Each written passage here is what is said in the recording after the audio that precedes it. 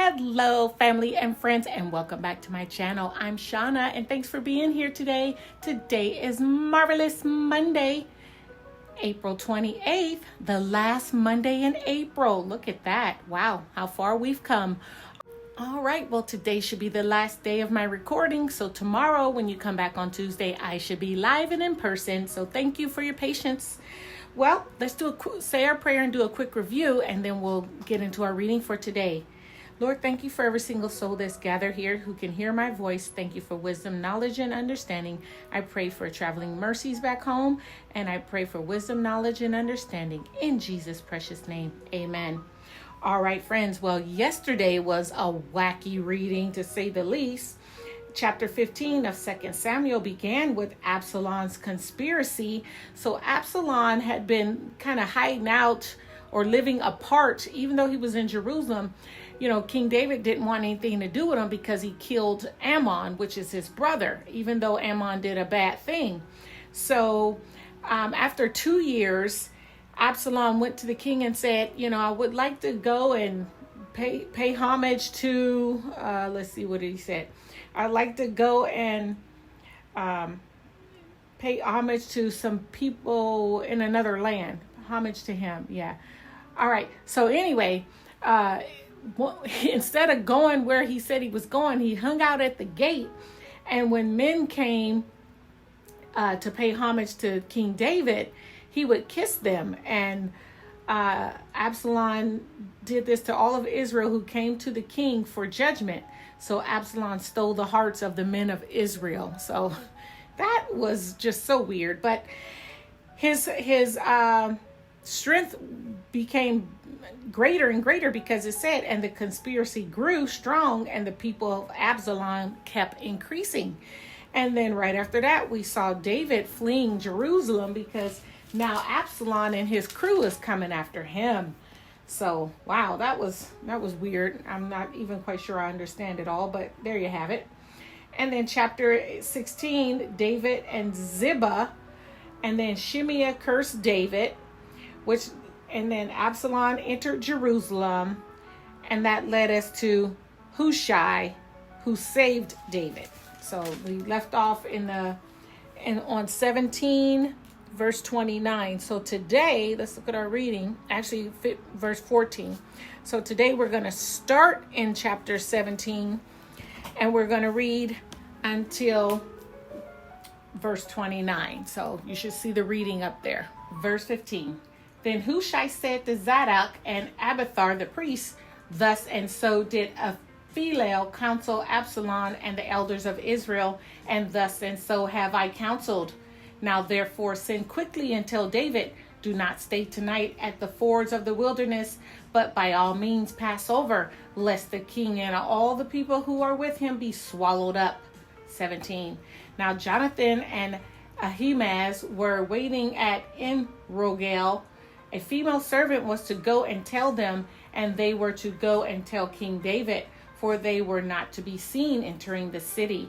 But a young man saw them and told Absalom. So both of them went away quickly and came to the house of a man at Buram, who had a well in his courtyard, and they went down into it. And the woman took the spread a covering over the well's mouth and scattered grain on it, and nothing was known of it. When Absalom's servants came to the woman at the house, they said, where are Ahimaaz and Jonathan? And the woman said to them, they have gone over the brook of water. And when they had sought and could not find them, they returned to Jerusalem. 21. After they had gone, the men came up out of the well and went to and told the king David. They said to David, arise and go quickly over the water, for thus and so has Ahithophel counseled against you. Then David arose and all the people who were with him, and they crossed the Jordan. By daybreak, not one was left who had not crossed the Jordan. When Ahithophel saw that his counsel was not followed, he saddled his donkey and went off home to his own city. He set his house in order and hanged himself, and he died and was buried in the tomb of his father. Then David came to Mahim, and Absalom crossed the Jordan with all the men of Israel. Now Absalom had set Amasa over the army instead of Joab. Amasa was the son of a man named Ithra the Ishmaelite, who had married Abigail, the daughter of Nahash, sister of Zeruiah, Joab's mother. And Israel and Absalom encamped in the land of Gilead. 27. When David came to Mahim, Shobai, the son of Nahash, from Rabbah of the Ammonites, and Machir, the son of Amiel, from Lodebar, and Barzillai, the Gileadite, from Rogelim, brought beds, basins, and earthen vessels, wheat, barley, flour, parched grain, beans, and lentils, honey and curds, and sheep and cheese from the herd, for David and the people with him to eat. For they said, the people are hungry and weary and thirsty in the wilderness. Wow, so David's in the wilderness just like Moses and the Israelites used to be. All right, next reading is Psalm 3. Save me, O God. O Lord, how many are my foes? Many are rising against me. Many are saying of my soul, there is no salvation for him in God. Selah. But you, O Lord, are a shield about me, my glory and the lifter of my head. I cried aloud to the Lord, and he answered me from his holy hill. Selah. I lay down and slept. I woke again, for the Lord sustained me. I will not be afraid of many thousands of people who have set themselves against me all around. Arise, O Lord, save me, O my God, for you strike all my enemies on the cheek. You break the teeth of the wicked. Salvation belongs to the Lord. Your blessing be on your people. Selah. So next is taking us to Psalms 63. My soul thirsts for you. A psalm of David when he was in the wilderness of Judah. O God, you are my God. Earnestly I seek you. My soul thirsts for you. My flesh faints for you. As in a dry and weary land where there is no water, so I have looked upon you in the sanctuary, beholding your power and glory, because your steadfast love is better than life. My lips will praise you, so I will bless you as long as I live. In your name I will lift up my hands. 5.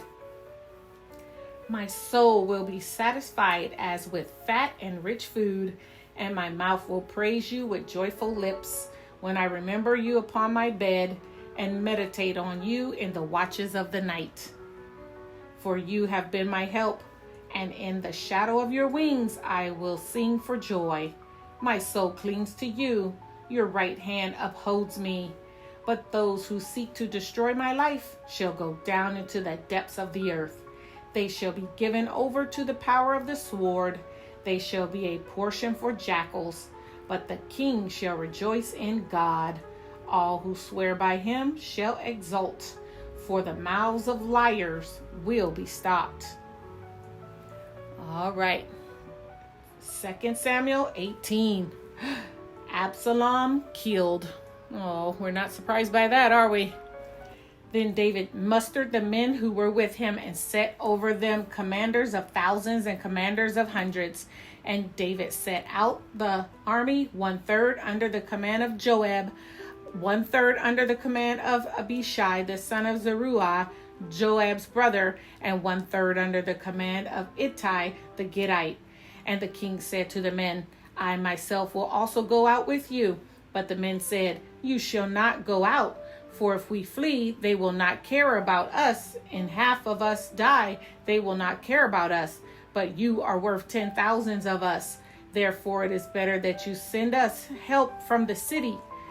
For the king said to them, whatever seems best to you I will do. So the king stood at the side of the gate, while the army marched out by hundreds and by thousands.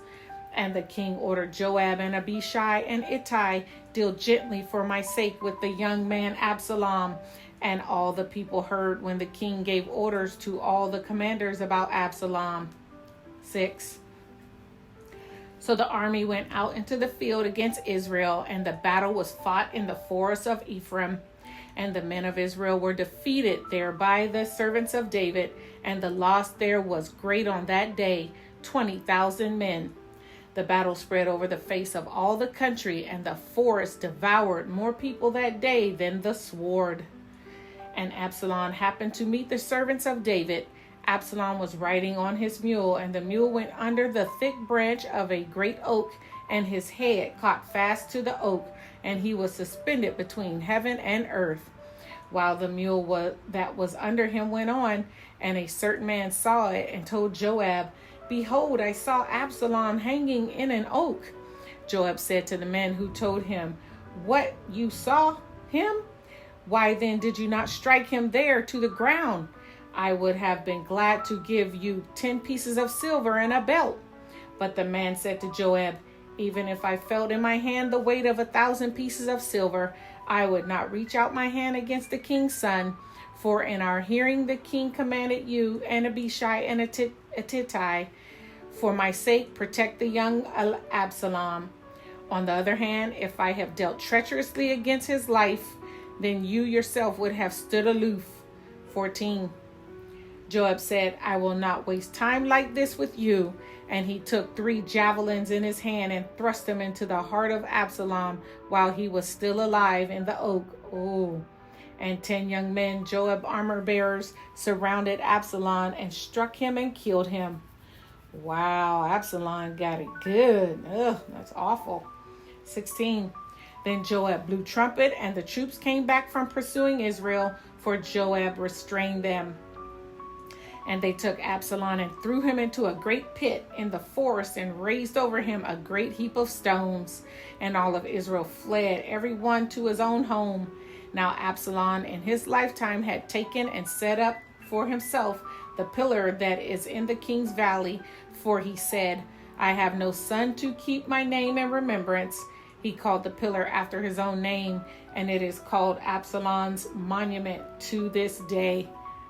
19. David hears of Absalom's death. Then Ahimaaz, the son of Zadok, said, "Let me run and carry news to the king that the Lord has delivered him from the hands of his enemies." And Joab said to him, "You are not to carry news today. You may carry news another day, but today you shall carry no news, because the king's son is dead." Then Joab said to the Cushite, "Go tell the king what you have seen." The Cushite bowed before Joab and ran. Then Ahimaaz, the son of Zadok, said again to Joab, "Come what may, let me also run after the Cushite." And Joab said, "Why will you run, my son, seeing that you will have no reward for the news?" "Come what may," he said, "I will run." So he said to him, "Run." Then Ahimaaz ran by the way of the plain and outran the Cushite. 24. Now David was sitting between the 2 gates, and the watchman went up to the roof of the gate by the wall. And when he lifted up his eyes and looked, he saw a man running. The watchman called out and told the king, and the king said, "If he is alone, there is news in his mouth." And he drew nearer and nearer. The watchman saw another man running, and the watchman called to the gate and said, "See another man running alone." The king said, "He also brings news." The watchman said, "I think the running is the first is like the running of Ahimaaz, the son of Zadok." And the king said, "He is a good man and comes with good news." 28. Then Ahimaaz cried out to the king, "All is well." And he bowed before the king with his face to the earth and said, "Blessed be the Lord your God, who has delivered up the men who raised their hand against my lord the king." And the king said, "Is it well with the young man Absalom?" Ahimaaz answered, "When Joab sent the king's servant, your servant, I saw a great commotion, but I do not know what it was." And the king said, "Turn aside and stand here." So he turned aside and stood still. 31. And behold, the Cushite came, and the Cushite said, "Good news for my lord the king, for the Lord has delivered you this day from the hand of all who rose up against you." The king said to the Cushite, "Is it well with the young man Absalom?" And the Cushite answered, "May the enemies of my lord the king and all who rise up against you for evil be like that young man." And the king was deeply moved and went up to the chamber over the gate and wept. And as he went, he said, "Oh, my son Absalom, my son Absalom, Would I have died instead of you, O Absalom, my son, my son. Ooh, child, this is the grief of it all. It's so sad, Families devouring each other from the inside out. Very, very sad. All right, friends, now it's taking us to 2 Samuel, verse 1. 2 Samuel chapter 19, that is. All right, verse 1. It was told Joab, behold, the king is weeping and mourning for Absalom. So the victory that day was turned into mourning for all the people. For the people heard that day, the king is grieving for his son. And the people stole into the city that day as people steal in who are ashamed when they flee in battle. The king covered his face, and the king cried with a loud voice, "O my son Absalom, O Absalom, my son, my son." Then Joab came to the house of the king and said, "You have today covered with shame the faces of all your servants who have this day saved your life and the lives of your sons and your daughters and the lives of your wives and your concubines, because you love those who hate you and hate those who love you. For you have made it clear today that commanders and servants are nothing to you. For today I know that if Absalom were alive and all of us were dead today, then you would be pleased. Now therefore arise, go out and speak kindly to your servants, for I swear by the Lord, if you do not go, not a man will stay with you this night, and this will be worse for you than all the evil that has come upon you from youth until now."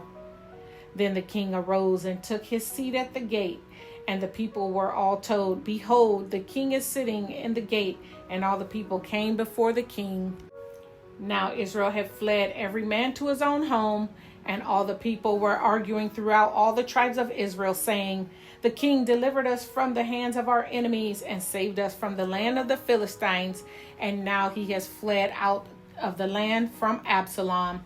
But Absalom, whom we anointed over us, is dead in battle. Now therefore, why do you say nothing about bringing the king back?" 11. And King David sent this message to Zadok and Abiathar, the priests. "Say to the elders of Judah, why should you be the last to bring the king back to his house when the word of all Israel has come to the king? You are my brothers, you are my bone and my flesh. Why then should you be the last to bring back the king? And say to Amasa, are you not my bone and my flesh? God do so to me, and more also, if you are not commander of my army from now on in place of Joab." 14. And he swayed the hearts of all the men of Judah as one man, so that they sent word to the king, "Return, both you and your servants." So the king came back to the Jordan, and Judah came to Gilgal to meet the king and to bring the king over the Jordan. 16. Shimei, the son of Gera, the Benjaminite from Bahurim, hurried to come down with the men of Judah to meet King David. And with him were 1,000 men from Benjamin. And Ziba, the servant of the house of Saul, with his 15 sons and his 20 servants, rushed down to the Jordan before the king. And they crossed the ford to bring over the king's household and to do his pleasure. And Shimei, the son of Gera, fell down before the king as he was about to cross the Jordan, and said to the king, "Let not my lord hold me guilty, or remember how your servant did wrong on the day my lord the king left Jerusalem. Do not let the king take it to heart." 20. For your servant knows that I have sinned. Therefore, behold, I have come this day, the first of all the house of Joseph, to come down to meet my lord the king. Abishai, the son of Zeruiah, answered, "Shall not Shimei be put to death for this, because he cursed the Lord's anointed?" 22. But David said, "What have I to do with you, you sons of Zeruiah, that you should this day be as an adversary to me? Shall anyone be put to death in Israel this day? For do I not know that I am this day king over Israel?" And the king said to Shimei, "You shall not die." And the king gave him his oath. 24. And Mephibosheth, the son of Saul, came down to meet the king. He had neither taken care of his feet, nor trimmed his beard, nor washed his clothes from the day the king departed until the day he came back in safety. And when he came to Jerusalem to meet the king said to him, Why did you not go with me, Mephibosheth? He answered, My lord, O king, my servant deceived me. For your servant said to him, I will saddle a donkey for myself, that I may ride on it and go with the king. For your servant is lame. He has slandered your servant to my lord the king. But my lord the king is like an angel of God. Do therefore what seems good to you. 28. For all my father's house were but men doomed to death before my lord the king. But you set your servant among those who eat at your table. What further right have I than to cry to the king? And the king said to him, Why speak any more of your affairs? I have decided, you and Ziba shall divide the land. And Mephibosheth said to the king, Oh, let him take it all, since my lord the king has come home safely. Whew, okay, well, I will leave that there, and we will go about our way this marvelous Monday. Go and have a great rest of your day, and God willing, I'm home on Tuesday. I'll summarize the last 3 chapters because I want to understand it a bit more than I feel like I do now. All right, well, thanks again for your patience, and I hope you have a great rest of your day, and I hope I see you tomorrow. All right, bye.